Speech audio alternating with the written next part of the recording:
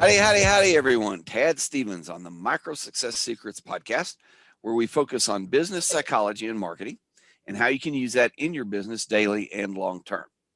Today, I'm talking with Trevor Emdon, an international success coach whose background in NLP and three principles, along with his in-depth understanding of communication and marketing, makes him uniquely qualified to coach professional coaches and consultants to success.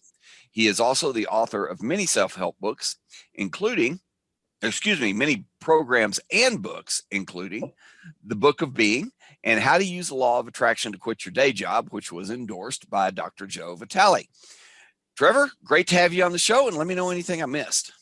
It's great to be here, Tad. Thank you. That's a great introduction. You covered the bases pretty well there. My background's in mental health. I originally trained as a psychotherapist because I was really, it's a long life story. I won't go into all that, but I wanted to understand from my teen years onwards how to be happy, because stuff had happened in my family, in my childhood. We had a couple of deaths and stuff. And that's all I cared about. It was like, how do you get to be happy? How do you have a happy life when the proverbial brown stuff can hit the proverbial fan? Right? Yep. And that was my entire motivation to begin with. And that was a long journey. It was over nearly 4 decades. I was in that journey. And I drifted into marketing via psychotherapy. I never expected to be here, really. Because when the internet came along, because I'm quite old, when the internet came along, I was around when it was being born, and I just saw it as a vehicle to get my writing out there. I used to write a lot of self-help stuff, even back in the 80s and 90s, get published in magazines and stuff. It was nice little extra money. And then when the internet came along, I just thought, woohoo, I can just write without going through editors, and people will just find me. You have to understand I don't even think there was Google back then. There was certainly no Facebook. Right. No YouTube, nothing like that. It was just, you could do text. And to my great horror and surprise, nobody came. Yeah. So I eventually figured out, I was told, really, well, no, that's because you're not marketing it. I thought, I didn't even know what that meant to begin with. And eventually I got some training, got some coaching, and one day, I can't pinpoint the date exactly, but eventually the penny dropped that the ideas behind marketing and getting a message across is exactly the same principles that psychotherapy is based on. And what I mean by that is, when you're a psychotherapist, you got a client. I used to work with families, so we used to get a family, and they're struggling with something, often a difficult teenager or something going on, maybe a divorce or something. And my job was usually within an hour to hear what their pain was, understand that enough to say something to them so that they could leave the room at least saying, "Thank you, I can take it from here. I've got something new." And it's like, when I look back on that now, and say it like that, that's like, wow, that really is quite something, that you can change the way people see their problems. You're not taking the problems away, and you're not doing it for them. That's important too. And so when marketing came along, I said, actually, all you're doing is showing people what you've got, as long as it is a good offer that actually is going to make a difference, solve some problem for them, not necessarily an emotional problem like in psychotherapy, but a business problem of some kind. Then if you communicate the right way, the marketing will work and people will buy. Yep. Oh, got it. So that's how the dots kind of join together. That was the journey from psychiatry, psychotherapy into, because as you said in your kind introduction, I write a lot of stuff. I produce books and programs. It's like, how do I get this to market? How do I get people to? Yeah. So that was my quest. And then people started asking me how I did it. So I've ended up helping people with that. So now that you're doing that, okay. That's what I do, yeah. Well, super. Let's start with a question that I like this question. I don't know. I hope everyone else likes it. And it's if you could go back in time, you could take a time machine, go back to a point in time, and there's one business or life decision that you could change. Would you change it? And if you would change it, what would you change it to? Yeah. Yes, and it is a good question. And I spent 37 years in the healthcare industry, mental health care industry. Right. The first 20 years of that, I absolutely loved it. And I loved it to the point, seriously, where I would actually wish it wasn't my day off. Not every time, but there were times But when it's like, something, yeah. it was really, really like, I want to follow this up. I want to work with the patients. I used to have lovely colleagues as well, and there was a great social life went along with it. It was a great, great job. And 20 years of that, and it made me who I am. And then the last 17 years of it, I wish I'd got out 17 years sooner. And if I'd the thing that I know now that I wish I'd known then was what I just told you about that penny dropping. Like, if I'd understood that Yep. it's really not that difficult to sell your message, and I've already got the skills because I'm a trained psychotherapist, I could have. I just didn't have the courage. So that's 17 Yeah. years. It's like, got to pay the Well, bills. again, I want to say this. I say again because the listeners have heard this before, because I say this a lot, because it happens a lot. The answer to that question is, if I could recategorize it a little bit, is you just would have done it sooner. Yeah. And that is the most common answer to that question. And what I've found is people that really love what they're doing, that's it. I mean, they just wish they'd started sooner. And I'm the same way. So if you could take the same time machine and you could go back to flip it a little bit, and there's one decision that turned out to be super positive for you. I mean, you could look back and, you can divide everything. You can look at your life as everything that happened before that and everything that happened after that. Do you have one of those things? Yeah. Again, I think when I did eventually make the jump, I went full-time online on January 1st, 2014. And the way that happened was that I had what I did after the last 17 years was I mixed and matched, and I did a lot of temporary contracts and agency kind of work to keep the money coming in. But I was always looking for a way out. And 2013, I had a 1-year contract that actually ran from December 31st to December 31st. Okay. And towards the end of that year, I actually got ill, physically ill. I don't know how dangerously ill I was. I didn't end up in hospital, but I was pretty sick. And it incapacitated me to a frightening level where I couldn't even think. And as I was pulling out of that, obviously I went back to work, but I said to my wife, do you know what? This is killing me. The exhaustion, spiritually, mentally, physically, everywhere is killing me.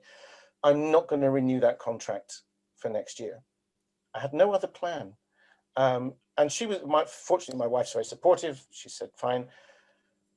And I got out, and I woke up on the 1st of January, 2014, a free man with enough money to live on for 3 months and no real plan of how to make money other than somehow have to make this internet thing work.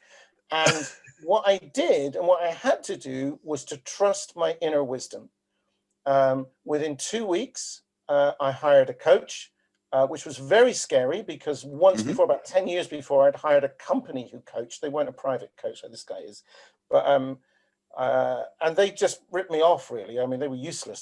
They took a lot of my money, couldn't figure out how to sell my stuff, and I was just left with a big hole in my pocket. Right. So it was very scary making that decision. And also, I remember saying to this guy, who's still a good friend to this day, I said, if I give you this money, then I haven't got 3 months' money to live on anymore. I've got just about 2 months' money to live on. So how do I know this is going to work? And he said, you don't. And I really liked that answer. He said, you don't. Yeah. All I know is that if you're trying to run a marathon and you're like, half a mile from the finishing tape and out of puff, and you've got somebody who's got your back on, come on, push through it. Are you more likely to get to the finishing tape or not? And I went, okay, that's good enough for me. And I hired him. And within 3 weeks of hiring him, we turned one of my products that I had failed abysmally to sell because he started teaching me these marketing. I think that was when the penny started to drop, really. These marketing ideas. It was just repackaging the message. And we sold 148 of them in 3 days. Wow. And out of that little mailing list, I then made $4,000 in the next 7 days by coaching some of those people. Hmm. And so, I mean, it was like, whoa. And what I did, and the time machine thing that you asked me, is I wish I'd listened to my inner wisdom a long time ago. We Right. know what's right. We Right. know, and we don't trust it. Yep. So the next question is, I think you already answered it because you mentioned it, but if there's something else, um, if you could go back again, what decision was the scariest? Yeah, same decision, probably. That and that happens a lot. It Yeah. was the same one, yeah. But it was, I felt that it was a good scary. I think that a long time ago, I trained in metaphysics as well. Years before Hmm. The Secret and Law of Attraction, I actually had a very good teacher over here. Uh, and she once said, the only difference physiologically between fear and excitement is that when we're afraid, we forget to breathe. So we kind of go, and we hold our breath. But when we're Hmm. excited, you still get the adrenaline and and we pant. And she said, if you can remember to breathe, you'll transition fear into excitement. I haven't heard it that way, but I have Uh, heard people say that when you're afraid, just breathe because yeah, we hold our breath. yeah, Um, and I had never thought about it that way, but no, that is awesome. That is neat. I'm gonna make a note of that. Make sure that gets in the show notes. great. So when you come upon decisions like that, because as I'm sure as an entrepreneur, uh, business person, that you've come on more decisions like that, we come on those decisions all the time. And a lot of times people will get stuck. They will get afraid and they'll stop. They'll hold their breath. They won't breathe. They won't go through the decision. Do Yeah. you have a tip, a method, or techniques that you use or that you coach people on how to get through those decisions in addition to just breathing? Yeah, I think the short answer to that is it's just a thought. You don't have to believe that it's real. It's like the Hmm. analogy that I like is clouds in the sky. And in fact, before we went live on air, you and I were talking about the weather and how it's always sunny Hmm. where you are. So maybe you're not familiar with that much with clouds in the sky. But clouds in the sky obscure the sun. Doesn't mean the sun's not there, right? So your ability to find a way through, there's always an answer. And one of the things that I remember vividly learning in my psychotherapy training was one of the tutors said to us, there was a class of us, and he said, when you go out there and you've got real clients, one of the things that clients will often say to you is, but I've tried everything. I've tried everything. And they Yep. feel that they're really stuck. And he said, nobody's ever tried everything. And that's true. What they Hmm. mean is, I've tried everything I can think of. Now, quite often they've tried everything they can think of multiple times. Yep. So they do genuinely feel stuck. So when a therapist, or in my case now a coach, comes along, they can often get them unstuck because they'll get them out of that thought loop, and then another thought will come in. Now, the coach, the therapist, is not going to provide the answer, but so the tip is ignore the thought. Ignore the thought it's not working, or I can't do it, or it's impossible, because of course it's possible. Other people are doing it. Why not you? Yep. It's just letting that pass. Another metaphor that I like came from another great teacher called Michael Neal, and he calls it the snow globe. You know, you've got one of those snow globes and you shake it up and you can't see the scene. That's like Hmm. your thoughts can swirl around in your head. Well, if you put the snow globe down, the, the snowflakes will settle and you'll see the scene. But if you keep Hmm. trying, I've got to figure out the answer. Nobody ever came up with an idea by frowning and thinking about it. You've got to, it's true. People think, oh, I've got to think hard. I've got to really, you, there have been lots of studies done, psychological studies on easy question to ask, when do you get your best ideas? And Oh, people consistently, go on, then what would you say? when I'm exercising or when I'm in the shower or when I'm not thinking. Exactly. Walking the dog, in the shower, having a shave, in the bath, Yeah. right? That's when we're not thinking, is exactly right. Because that's when we put the snow globe down. thoughts settle, new ideas will come in. You haven't tried this. You haven't. I Mm-hmm. was talking with my coach last night and I said, how can I get some more leads? And instantly he said, have you thought of doing this? I was like, wow, I could get 10 leads a day doing that. One Mm-hmm. simple little, stupid little idea. Yep. In seconds, it's like, I hadn't thought of it. Mm-hmm. And that's all it is. So it's like, let another thought come, put those thoughts down, ignore them. It's not true that you can't do it. It's not true that you're stuck. It's just Yeah. a thought you're listening to and believing. Yeah. I had, when I was younger, before I got into all the stuff I'm in now, I used to have conversations with people about wanting to start my own thing, do my own thing.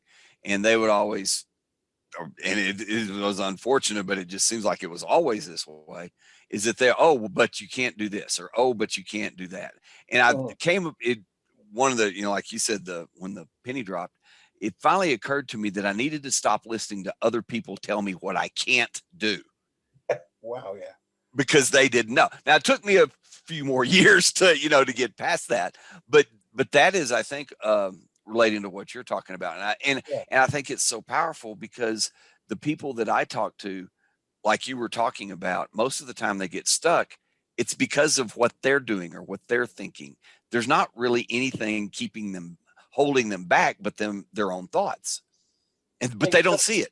No, that's exactly right. And of course, the thing of believing other people, I'll do it my way because my way works. Mm-hmm. The truth about that is, assuming that they're not scammers, right? Let's assume that they really does work. The truth is, it's worked for them, and that's what we know. But you can't, even if you copy them beat for beat, it's probably not going to work, or not going to work as well for you, because what they never tell you, and it's not malicious, they just don't think to tell you, yeah, but I tried lots of different ways before I came across the ways that worked. So they went a zigzag path. They didn't arrive at the destination go, hey, I figured it out.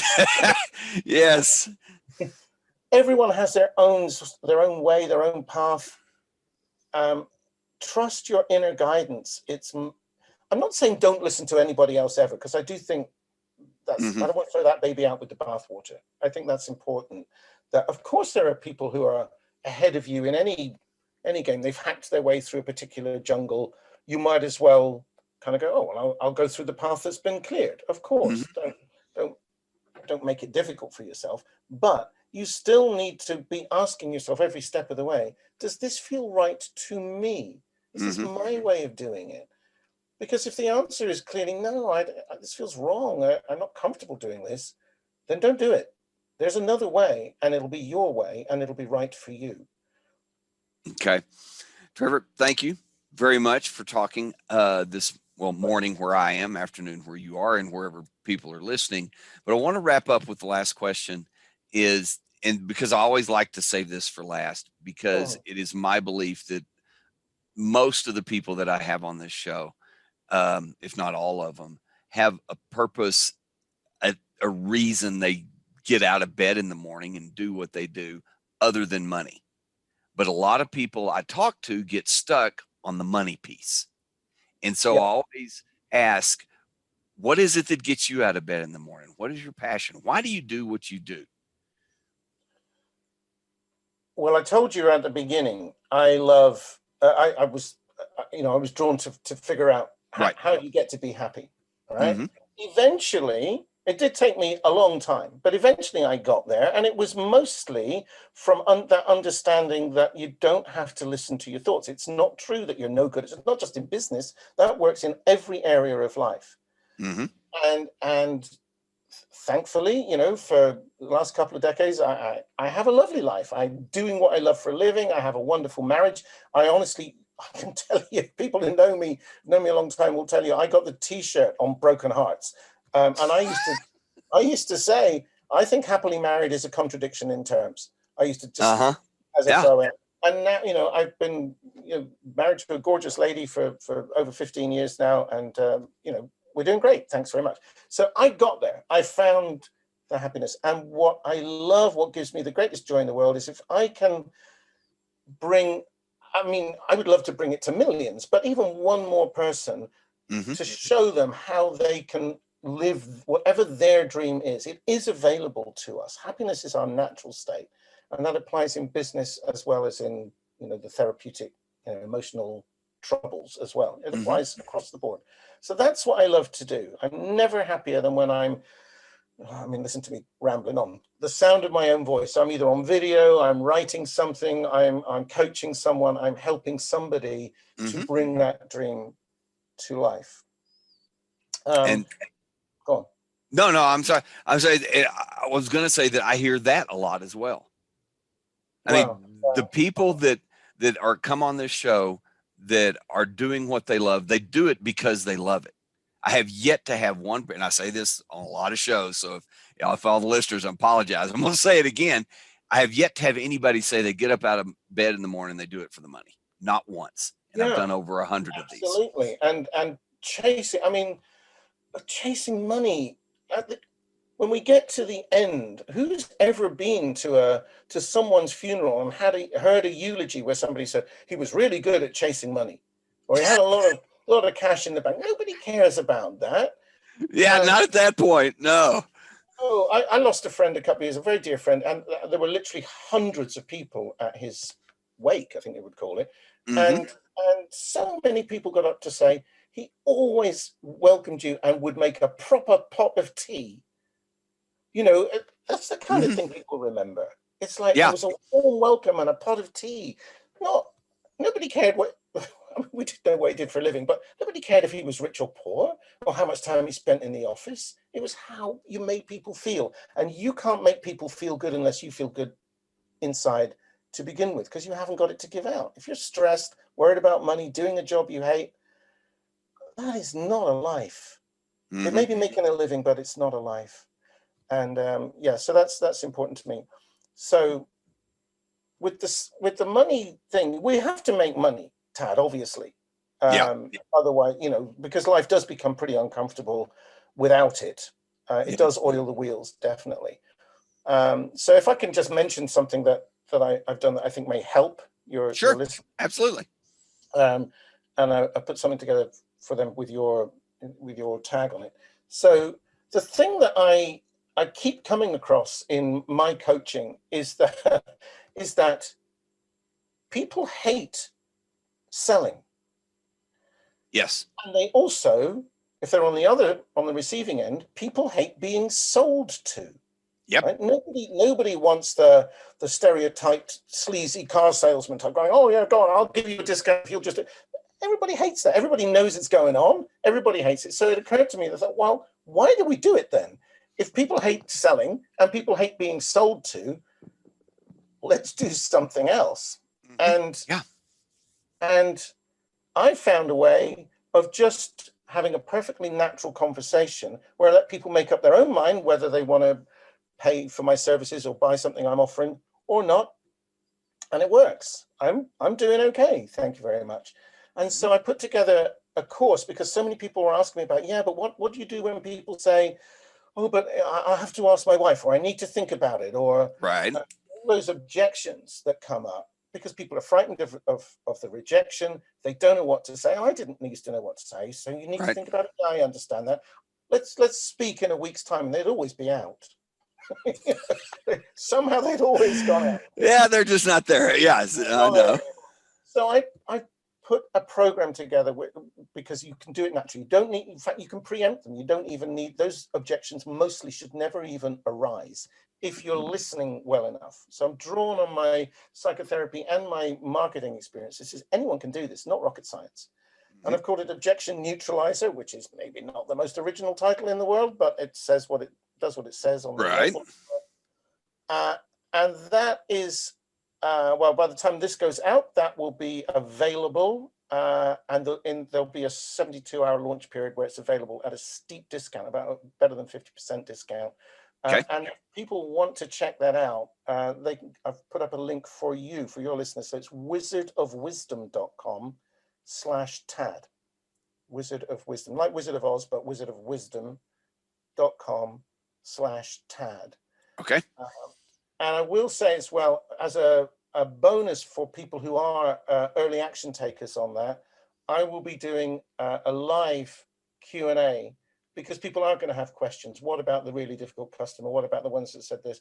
So that's going to be free to early action takers. It won't be free forever, but for people who pick that up, they'll get that hour and a half, however long it takes. I'll answer all the questions on a Zoom call. Okay. That is awesome. That is great. And I will make sure that the link to that and the link to your website, any contact information that you want to put up is in the show notes and in the description, wherever we happen to post the audio and video. Again, Trevor, really appreciate your time. This has been awesome. I got some really great notes that are going to go in the show notes for this one. So much. Thank you. So again, thank you for your time. Thanks everybody for listening. Have a safe and productive week, and be the very, very best at whatever it is that you're doing. Until next time, this is Tad Stevens with Micro Success Secrets. Bye for now.